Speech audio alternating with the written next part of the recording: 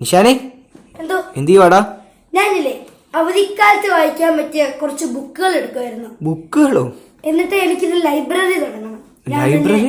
ഞാൻ തന്നെ ലൈബ്രറി, ഞാൻ തന്നെ വായനക്കാരൻ, ഞാൻ തന്നെ ഓവറോ. ഓ, ഇപ്പൊ ഏതൊക്കെ ബുക്കുകൾ എടുത്തെന്നിട്ട്?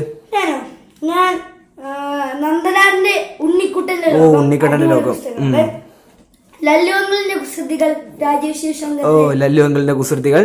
പിന്നെ ഏതാ ഒരു കുടിയും കുഞ്ഞുപെങ്ങളും. ഓ, മുട്ടത്തുവർക്കിയുടെ ഒരു കുടിയും കുഞ്ഞുപെങ്ങളും.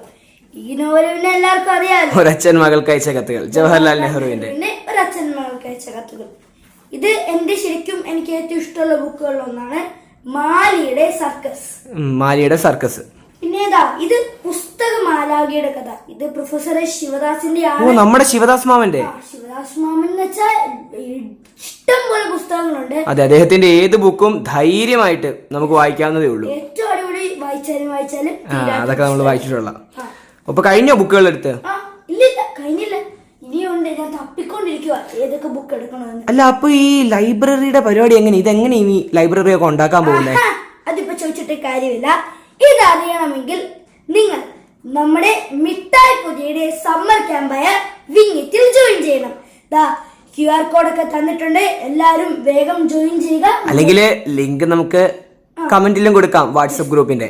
അപ്പോ നിങ്ങൾ QR കോഡോ ലിങ്കോ ചെയ്താൽ മതി. എന്തായാലും നിങ്ങൾ ഗ്രൂപ്പിൽ ജോയിൻ ചെയ്യണം. കൂടുതൽ പുസ്തകങ്ങളെ കുറിച്ചും ലൈബ്രറിയെ കുറിച്ചും ഒക്കെ നമുക്ക് കൂടുതൽ അറിയാൻ. എനിക്ക് പുസ്തകം എടുക്കാനുണ്ട്.